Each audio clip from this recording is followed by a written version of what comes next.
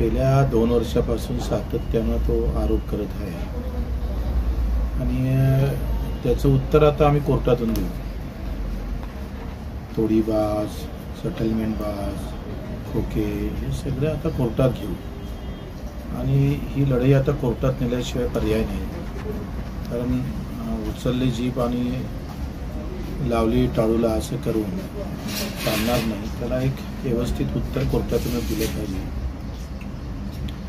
दुसरं, त्याच्या या वक्तव्यामुळेच नवनीतजी राणा पडलेले आहे. ही त्यांची घरातलं शीतयुद्ध आहे. नेहमी नवनीत राणा टीव्हीवर दिसायच्या. राणा थोडा दबून गेला. ते स्वाभिमान पार्टीनंच बीजेपीच्या नवनीतजी राणाला पाडलं. अंतर्गत कला आहे आणि आपल्या घरचाच व्यक्ती मोठा होताना राणाला ते भावलं दिसत नाही आणि म्हणून स्वाभिमान पार्टी सुद्धा राणा आपल्या पत्नीसाठी सोडू शकले नाही.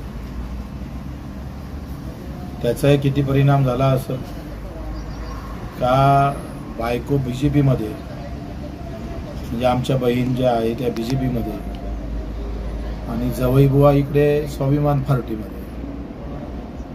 याच्यामुळं फसगत झाली. लोकांना मोठा प्रश्न पडला का उद्या जर भाजपचं सरकार नाही आलं तर मग पुन्हा स्वाभिमान आघाडीत जाऊन बसेल. कारण मागच्या वेळेस राष्ट्रवादी काँग्रेसच्या पाठिंब्यावर राणा आणि नवनीतजी निवडून आल्या, एकूण फ्लाईटमध्ये बसल्या, निकाल ऐकून उतरल्याबरोबर मोदीजीला भेटल्या. ज्या ताटात ते खाल्लं तिथं शेण भरे लागू दिला नाही.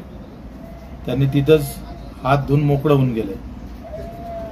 तुमच्यावर तुम्ही कपटे असल्याचा आरोप केला. तुम्ही महायुतीकडे 20 जागा मागताय. जे नालायक आहे त्याच्यासाठी आम्ही कपटेच आहोत. कपट्यापेक्षाही जसा अफजल खान छत्रपतीनं फाडला होता ना, ज्या अफजल खानाच्या कपटी भावनेमुळं, तसं आम्ही नेहमी फाडत असतो. त्याच्यात आम्ही कुठं मागं पडत नाही. आता ते म्हणतात की जिल्ह्याच्या विकासासाठी काय निधी पाहिजे असला तर वानखेडेंनी आम्हाला सांगावं. ते वानखेडे त्यांचा प्रश्न आहे. वानखेडेंनी त्यांना विचारून सांगावं काही लागावं. यांनी किती निधी आणला तर लोकांना माहीतच आहे. त्याच्यानं मला वाटते खासदार आहे, ते आमदार होते, त्यांना माहीत ते कसा निधी आणेल, कोणाला विचारून आणला पाहिजे. त्याला रवी राणाला सांगायची काही गरज नाही. एकूणच त्यांच्या आरोपावर काय सांगाल? मला असं वाटतं हे उठसूट आरोप आहे. मानसिकता संतुलन गेलेलं एकंदरीत चित्र आहे. पराभव पचवता आला नाही आणि स्वतःच्यामुळे पराभव झाला हे राणाला समजून गेलेलं आहे. थोडं घरात वाद झाला का ते बच्चू कडू करून बाहेर निघते. आजच्या पत्रकार परिषदेमध्ये त्यानं 108 वेळा बच्चू कडूचं नाव घेतलं. त्यानं मलाच डॉक्टरला पाठवावं लागेल. थोडं काय होतंय का घरातले वाद पण थांबवावं लागेल त्यांच्या पुढे. कारण ते काय ताई आमच्या त्यांना बजावत असेल, तेरे लिए तुझ्यामुळे मी पडलोय, तुझ्यामुळे पडलो. हा ते काफर माझ्यावर फोडतोय. आता तुम्ही एक सांगा, तिकडे सगळी बीजेपी विरोधात होती. हे यांना उमेदवारी देऊ नये म्हणून बीजेपीचेच पदाधिकारी तिकडे गेले. त्यांनी सांगितलं काय, दिलं का पडणार.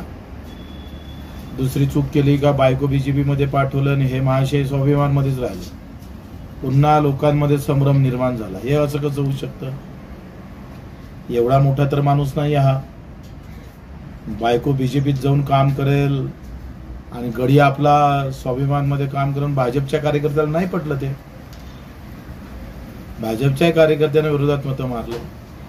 आता उठसूट मला बोललं का त्याचा जो मोठा नेता आहे तो खुश होतं. त्याच्या मोठ्या नेत्याला खुश व्हायसाठी हे सगळं करत राहतं. त्याच्यानं त्याच्या आरोपाला काही अर्थ नाही आहे. ते काय आता एक म्हणजे काय म्हणते त्याला विनोद सारखं झालेलं आहे. कधी असला का खोका तोडीबाज हा किती कसा काय हे लोकांना माहित आहे. वेगळं सांगायची काही गरज नाही. आणि माझ्यावर जे काही बिनबुडाचे आरोप केले, मागं म्हटलं होतं आम्ही का एका बापाची औलाद असेल तर आम्हाला तू पुरावे दे. त्याला तारीखही दिली होती. पण तरी सुद्धा तो उठसूट आमच्यावर बोलत राहतं. आता कोर्टातून 2 ते 3 दिवसात त्याला नोटीस जाईल. त्याला कोर्टातूनच पुरावे मागू ना आपण. त्याला सोडू नये. कोर्टातून घेऊ आम्ही.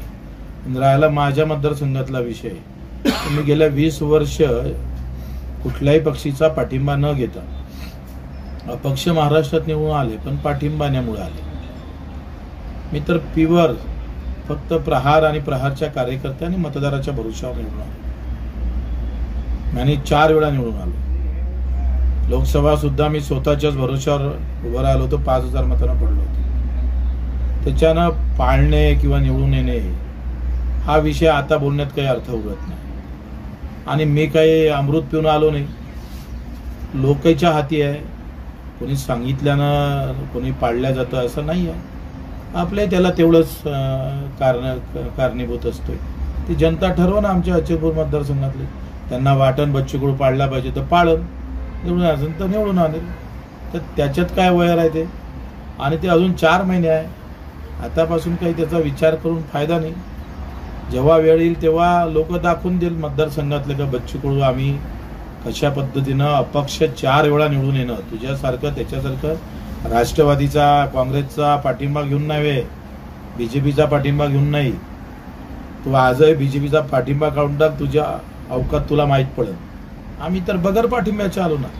माझ्या मतदारसंघात तर मागच्या वेळेस काँग्रेसला मतं मारले बीजेपीवाल्यांनी, काही अर्ध्या भाजपवाल्यांनी मला मारले, पण अर्धी भाजप तर काँग्रेसला निवडून आणण्यासाठी कामी लागली होती. त्यांना तो काही विषय नाही, ते आलेला वेळ समजेल. नेत्याकडे होती, त्यात त्यांच्या पैशावरून वाद होता आणि इतर काही त्यांचे काही संबंध होते का किंवा अनैतिक संबंधातून आहे का हे तपासात निष्पन्न केलेलं आहे.